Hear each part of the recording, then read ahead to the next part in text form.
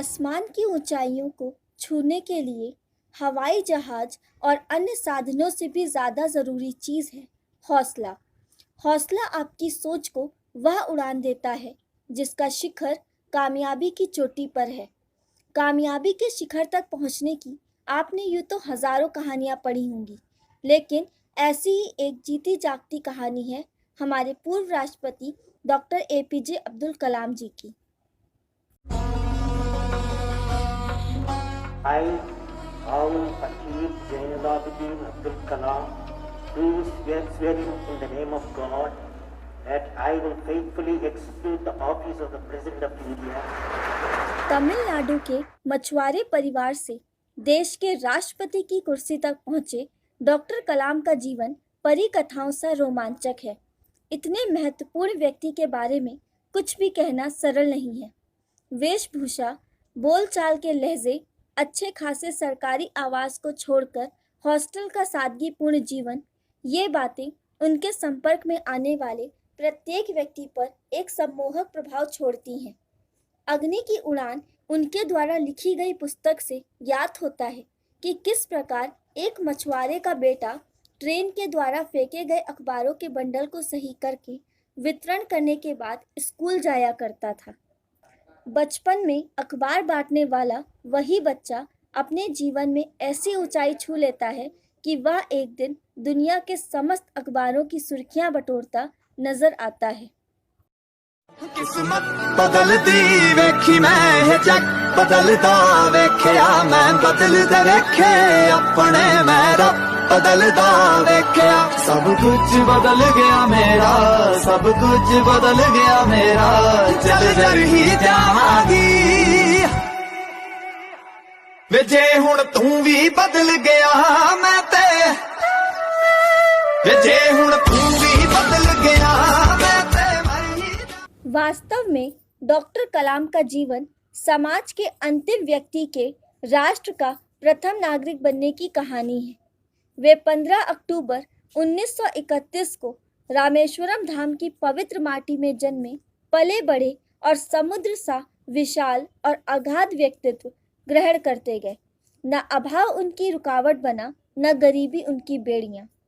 बचपन में उनकी नन्ही तेजस्वी आंखों ने जो स्वप्न देखा वह निरंतर बड़े से और बड़ा होते हुए इतना बड़ा हो गया कि सारा भारत विकसित राष्ट्रों की प्रथम पंक्ति में अपने दम पर स्वयं को खड़ा देखने लगा और वे उसे साकार करने में न केवल स्वयं जुटे बल्कि उन्होंने देश के करोड़ों बच्चों और युवाओं की आंखों में वह स्वप्न बांट दिया।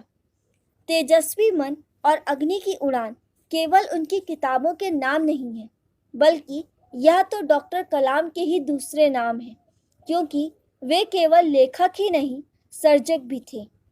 रक्षा वैज्ञानिक के रूप में रक्षक भी थे और शिक्षा मनीषी के रूप में शिक्षक भी। उनके अंदर एक महामानव बसता था। वे गीता को पढ़ते ही नहीं, जीते भी थे। उनके मस्तिष्क में विज्ञान था तो हृदय में कला उनमें सदैव एक सच्चे मानव को गढ़ते रहती थी। राष्ट्रभक्ति उनकी रगों में रक्त बनकर बसी थी। ऐसे महामानव को भारत सरकार ने पद्म भूषण, पद्म विभूषण और भारत रत्न देकर इन सम्मानों की ही गरिमा बढ़ाई। वे कहते थे, मैं शिक्षक हूँ और इसी रूप में पहचाना जाना चाहता हूँ। और सचमुच अपनी अंतिम सांस लेते समय वे विद्यार्थियों के बीच ही तो थे, एक शिक्षक के रूप में। वे हमारी आंखों में आंसू नहीं, स्वप्न देखना चाहते थे।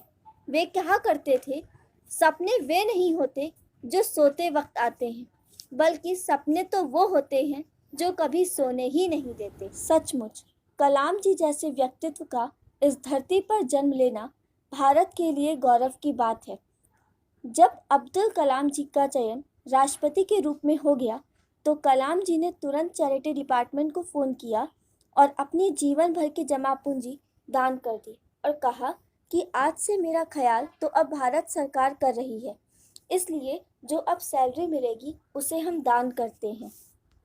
वे खुद कहते थे, सबसे उत्तम कार्य है किसी भूखे को भोजन कराना, ज़रूरतमंद की मदद करना, इंसान के रूप में दूसरों के काम आना, और किसी दुखी व्यक्ति की सेवा करना।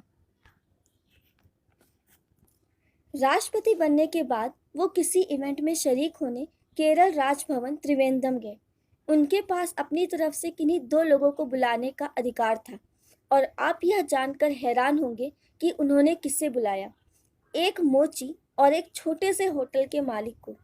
दरअसल डॉक्टर कलाम बतौर वैज्ञानिक काफ़ी समय त्रिवेंद्रम में रहे थे और तभी से वे इन लोगों को जानते थे और किसी नेता या सेलिब्रिटी के बजाय उन्होंने आम लोगों को महत्व दिया। 27 जुलाई 2015 की शाम भारत माता का यह महान सपूत उनकी गोद में सदा के लिए सो जाने के लिए हमसे विदा ले गया। देश ने एक महान वैज्ञानिक और अपने पूर्व राष्ट्रपति को तो खोया ही, पर साथ ही करोड़ों बच्चों का भी उनके प्यारे काका कलाम से बिछोता ये। लेकिन वो मरे नहीं हैं, वे आज भी जिंदा हैं, करोड़ों बच्चों और युवाओं की आंखों में स्वप्न बनकर, जो निरंतर कलाम जी के सपने को सच बनाने में कार्यरत हैं। ऐसे महान सपूत को हम दिल से सलाम करते हैं। धन्यवाद।